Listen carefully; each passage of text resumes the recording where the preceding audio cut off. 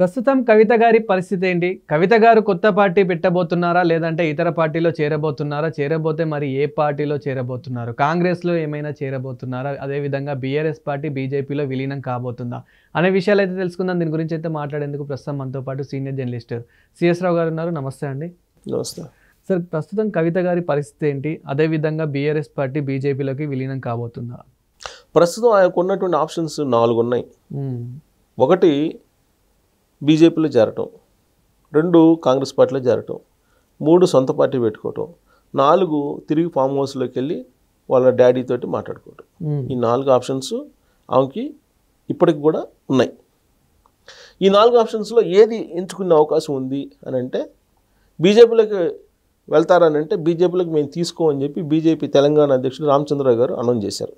మాకొద్దు, మేము బీజేపీలోకి తీసుకోం, ఆమె వస్తానన్నా కానీ ఆమె ప్రాధేయపడినా కానీ మేము ఆమెను తీసుకోము. ఆమె తిహార్ జైల్లోకి వెళ్ళొచ్చారు, లిక్కర్ స్కామ్లో ఉన్నారు. ఆమె లిక్కర్ స్కామ్లో అవినీతి ఆరోపణలు ఎదుర్కొంటున్నటువంటి ఆమెని మేము ఎందుకు తీసుకుంటాం, మా పార్టీకి ఎందుకు అని చెప్పి ఆయన క్లియర్గా స్టేట్మెంట్ ఇచ్చారు. సో బీజేపీ అధ్యక్షుడు చెప్పిన దాని ప్రకారం అది రూల్డ్ అవుట్, ఒక ఆప్షను. 2 కాంగ్రెస్ పార్టీ. ఈ మధ్యకాలంలో వచ్చినటువంటి న్యూస్ ఏంటి, ఒక 5 ఎమ్మెల్యేలతోటి, బీఆర్ఎస్ పార్టీ ఎమ్మెల్యేలతోటి ఆవిడ కాంగ్రెస్ పార్టీలోకి వెళ్తున్నారు. ఆవిడకి క్యాబినెట్ ఇవ్వబోతున్నారు, క్యాబినెట్లో మంత్రి కాబోతున్నారు, ఆవిడ కాంగ్రెస్ పార్టీలోకి వెళ్ళబోతున్నారు అనేది కదా. సో ఇప్పుడు కాంగ్రెస్ పార్టీలోకి వెళ్ళటం, కాంగ్రెస్ పార్టీలోకి వెళ్తారు అని వచ్చినటువంటి న్యూస్ క్రమంలో రేవంత్ రెడ్డి గారు ఒక స్టేట్మెంట్ ఇచ్చారు. అప్పుడు ఢిల్లీలో ఉన్నారు ఆ టైంలో. ఎట్టి పరిస్థితుల్లో నేనున్నంత వరకు కాంగ్రెస్లో కవితను రానివ్వను అని చెప్పి ఆయన ఒక స్టేట్మెంట్ ఇచ్చారు. తానున్నంత వరకు కాంగ్రెస్ పార్టీలోకి రానివ్వనని. ప్రస్తుతం అయితే ఆయన ఉన్నారు, ఆయన ముఖ్యమంత్రిగా ఉన్నారు కదా, ఆయన పవర్ఫుల్గా ఉన్నారు కదా, కాబట్టి కాంగ్రెస్ పార్టీలో ఆప్షన్ క్లోజ్ రేవంత్ రెడ్డి గారు చెప్పిన దాని ప్రకారం అయితే. సో ఇంకే ఆప్షన్ ఉంది, కొత్త పార్టీ పెట్టుకోవాలి. సో కొత్త పార్టీ పెట్టుకోవాలంటే జనరల్గా ఎవరైనా చేసే పని ఏంటి, ఫస్ట్ సర్వే చేయించుకుంటారు. కొత్త పార్టీ పెడితే ఎలా ఉంటుంది, కొత్త పార్టీలో పెట్టి అసలు మనం మనుగడ సాగించగలమా, రాజకీయపరమైన శూన్యత ఉందా, ఆ శూన్యతలో మనం ఇమడగలమా, ఇవన్నీ అధ్యయనం చేసుకుంటారు. అధ్యయనం చేసుకున్న తర్వాతనే పార్టీ పెడతారు. ఇప్పుడు ఆల్రెడీ తెలంగాణ సమాజంలో ఒక క్లారిటీ వచ్చింది కవిత గారి ఎపిసోడ్లో. కవిత గారు వర్సెస్ బీఆర్ఎస్ పార్టీ అన్నట్టుగా ఇప్పుడు నడుస్తూ ఉంది. ఈ క్రమంలో ఖచ్చితంగా కవిత గారు ఒక సర్వే చేయించుకుంటారు. ఆ సర్వే ప్రకారం ఒకవేళ పాజిటివ్గా వస్తే పార్టీకి అనుకూలంగా పార్టీ పెట్టమని పార్టీ పెట్టే అవకాశం ఉంది. పార్టీ పెట్టి ఆమె సొంతగా ప్రజల్లోకి వెళ్ళి పాదయాత్ర చేయాలనేటువంటి ఒక ఆలోచన ఆమె చేస్తున్నారనేది ఒక వర్షన్ వినిపిస్తుంది. సో ఇప్పుడు ఒకవేళ కేసీఆర్ గారిని కాదని ఆవిడ పార్టీ పెట్టి వెళ్ళాలంటే ఎవరు ఫోటో పెట్టుకుని వెళ్ళాలి, కేసీఆర్ గారి ఫోటో పెట్టుకుని వెళ్ళాలి.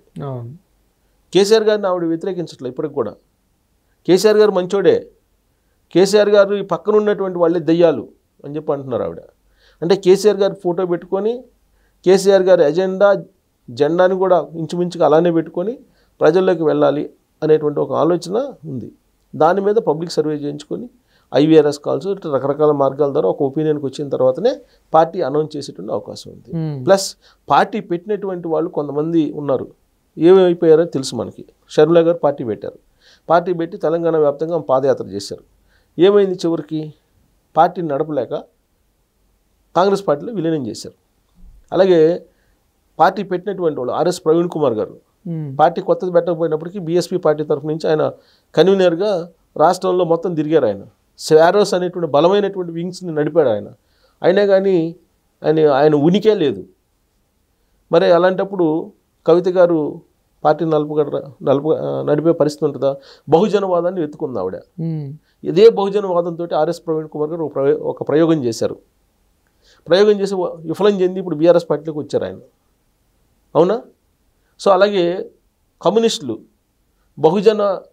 బహుజనులందరినీ కలుపుకొని వాళ్ళు కూడా ఒక ప్రయోగం చేశారు. వాళ్ళు ప్రయోగం చేసి వాళ్ళు విఫలం అయ్యారు బహుజనులతోటి కలుపుకొని. అలా తెలంగాణ సమాజంలో పార్టీలు పెట్టి బహుజనవాదంతో వెళ్ళినటువంటి వాళ్ళ యొక్క పరిస్థితి ఏంటి అనే దాని మీద కూడా అధ్యయనం చేసుకుంటారు. అధ్యయనం చేసుకొని అప్పుడు కొత్త పార్టీ పెడతారు. ఇప్పుడు మొత్తం నడుస్తుంది ఏంది, బీసీల పోలరైజేషన్. దాని చుట్టూ నడుస్తుంది కదా తెలంగాణ రాజకీయం మొత్తం కూడా. ఇప్పుడు బీసీలు అని అంటే ఈవిడ వైపు ర్యాలీ అయ్యే అవకాశం ఉందా బీసీలు? ఇప్పుడు బీసీలకి ఈమె అధికారంలో ఉన్నప్పుడు ఏం చేశారు? ఈమె ఉంది కదా, ఎంపీగా ఉంది కదా, నిజామాబాద్ ఎంపీగా ఈవిడ ఉన్నారు కదా. ప్లస్ బీఆర్ఎస్ పార్టీలో కీలకం కదా ఈమె కూడా. ఒకవేళ బీఆర్ఎస్ పార్టీలో ఆ మంత్రి కాకపోయినప్పటికి కూడా ఆవిడ కేసీఆర్ బిడ్డగా బీసీలకు చేయాలనుకుంటే చాలా చేయొచ్చు కదా. మరి ఏం చేశారు? కేసీఆర్ గారు చేయలేదు, ఆవిడే చేయలేదు. ఈ 10 సంవత్సరాల పాటు బీసీలకు ఏం చేయలేదు అనేది బీసీల్లో ఉన్నటువంటి ఒక అభిప్రాయం. సో అలాంటప్పుడు బీసీ పోలరైజేషన్ ఎక్కడ జరుగుతుంది? బీసీలకు ముఖ్యమంత్రి ఇస్తామని చెప్పి బీజేపీ అంటుంది. సో అలాంటప్పుడు మరి కవిత గారు కొత్త పార్టీ పెట్టి నాకు ఓట్లు వేయండి నేను ముఖ్యమంత్రి అవుతానంటే బీసీలు ఆవిడ చుట్టూ ఎందుకు పోలరైజ్ అవుతారు? కాంగ్రెస్ పార్టీ ఉంది, కాంగ్రెస్ పార్టీ ఏమని చెబుతుంది, మేము బీసీలకు ముఖ్యమంత్రి ఇస్తామని అంటున్నారు. ఎవరు చెప్పారు? రేవంత్ రెడ్డి గారు చెప్పారు, నేనే లాస్ట్ ముఖ్యమంత్రిని, రెడ్డి ముఖ్యమంత్రిని, రెడ్డి సామాజిక వర్గానికి సంబంధించి తెలంగాణకి నేనే చివరి ముఖ్యమంత్రిని అంటున్నారు ఆయన. అంటే నెక్స్ట్ బీసీలకు ఇస్తామని చెప్పి ఆయనే చెప్తున్నాడు. సో ఇలాంటి పరిస్థితుల్లో నాకు ఓటేయండి అని చెప్తే బీసీలు ఎందుకు వేస్తారు ఓటు కవిత గారికి? మరి అలాంటప్పుడు కొత్త పార్టీ పెట్టి ప్రయోజనం ఏంటి? ఈ యాంగిల్లో కూడా ఆలోచిస్తారుగా. సో ఇన్ని రకాలుగా ఆలోచించి కొత్త పార్టీ పెడతారు. ఎకాఎకిని కొత్త పార్టీ పెట్టేసి వెళ్తే 10 సంవత్సరాల పాటు సంపాదించినటువంటి డబ్బు ఏదైతే ఉందో అదంతా బూడిదలో పోసిన పన్నీర్ అవుతుంది. బహుశా దేవుడు ఆ విధంగా, ప్రకృతి కనుక ఆ విధంగా తలిస్తే కొత్త పార్టీ పెడతారు.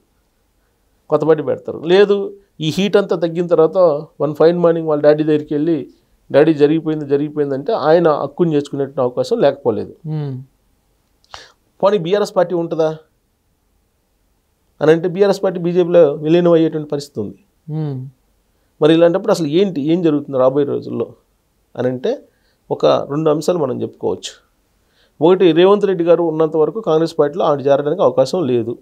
ఆయన చెప్పిన దాని ప్రకారం రేవంత్ రెడ్డి గారు ఈ ముఖ్యమంత్రిగా డిసెంబర్లో దిగిపోతారని చెప్పి కాంగ్రెస్ పార్టీ ఒక వర్గం బలంగా ప్రచారం చేస్తుంది. ఆయన కనుక ఢిల్లీ రాజకీయాలకు వెళ్తే అప్పుడు ఏమైనా రాష్ట్ర రాజకీయాల్లోకి ఈవిడ ఎంటర్ అయ్యడానికి అవకాశం ఉంది కాంగ్రెస్ పార్టీ తరఫు నుంచి. అయినప్పటికీ కూడా ఈవెన్ అయితే ముఖ్యమంత్రి అభ్యర్థిగా అనౌన్స్ చేయరుగా వాళ్ళు, ఆ ఛాన్స్ ఉండదు. ఇది ఒక ఆప్షన్. ఏది? ఆవిడ కాంగ్రెస్ పార్టీలో చేరడానికి. ఇక బీజేపీలో చేరాలేనంటే ఈవిడ ఒక కొత్త పార్టీ పెట్టి ఈవిడ బలమైన లీడర్ అని చెప్పి నిరూపించుకుంటే అప్పుడు బీజేపీ వాళ్ళు ఒకవేళ ఏదన్నా అలయన్స్కి ఒప్పుకొని 1-2 సీట్లు 4-5 ఇచ్చే అవకాశం ఉంది అలయన్స్ కోసం. సో ఇదంతా ఇప్పుడు జరుగుతుంది బీఆర్ఎస్ పార్టీ ఉన్నప్పుడు. బీఆర్ఎస్ పార్టీ విలీనం కావడానికి సిద్ధంగా ఉందని చెప్పి ఒక ప్రచారం జరుగుతుంది. ఎందుకు? కేసుల నుంచి బయటపడాలంటే బీజేపీతో విలీనం అయిపోయే అవకాశం ఉంది ఆ పార్టీ అని చెప్పి మనం చెప్పడం కాదు, సీఎం రమేష్ అనేక సందర్భాలు చెప్పారు, కవిత చెప్పారు, అందరూ చెప్తున్నారు. సో కాబట్టి వాళ్ళు విలీనం అయితే అప్పుడు కవిత గారు కూడా బీజేపీతో వెళ్ళే అవకాశం, ఇదొక ఆప్షన్ ఉంది. సో ఇవన్నీ ఎప్పుడు జరగాలి? అసలు బీజేపీతో విలీనం కావాలని చెప్పి ఎందుకు అనుకుంటుంది బీఆర్ఎస్ పార్టీ? ఈ లాజిక్ని కనుక గమనిస్తే ఇప్పుడు తెలంగాణలో రాబోయే ఎన్నికల్లో కూటమి ఎంటర్ అయ్యే అవకాశం ఉందని చెప్పి తెలుస్తుంది.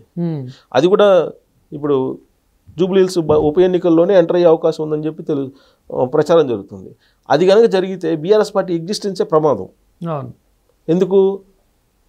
తెలుగుదేశం పార్టీ డిఎన్ఏనే కదా బీఆర్ఎస్ పార్టీ. తెలుగుదేశం పార్టీలో 99% తెలుగుదేశం పార్టీకి సంబంధించిన లీడర్లు క్యాడరే ఉంది బీఆర్ఎస్ పార్టీలో. తెలుగుదేశం పార్టీ వచ్చి ఒకసారి ఇక్కడ యాక్టివేట్ అయితే బీఆర్ఎస్ పార్టీ అసలు మనుగడే కష్టం. అందుకని చెప్పి కూటమిని ఎంటర్ కాకుండా ఉండాలి అని అంటే బీజేపీ తోటి విలీనం కావాలి బీఆర్ఎస్ పార్టీ. బీఆర్ఎస్ పార్టీ విలీనం అయ్యి బీఆర్ఎస్ పార్టీలో లీడర్లు అందరూ కూడా బీజేపీలో చేరితే అప్పుడు నీకు తెలుగుదేశం పార్టీ జనసేన తోటి అవసరం ఉండదు బీజేపీకి. అందుకని చెప్పి వీళ్ళు తొందరపడుతున్నారు బీఆర్ఎస్ పార్టీ విలీనం కావడానికి అనేది ఒక వర్షం రాజకీయ వర్గాల్లో వినిపిస్తుంది. సో కాబట్టి ఇన్ని రకాల కోణాలని మనం స్పృశిస్తే కనుక కవిత గారికి 4 ఆప్షన్స్ ఉన్నాయి. ఈ 4 ఆప్షన్స్లో ఆవిడ ఏ ఆప్షన్ ఎంచుకుంటారనేది ఇంకొంత టైం తీసుకుంటారు. తీసుకుంటే కానీ మనకి ఒక స్పష్టత రాదు. Thank you sir. Thank you.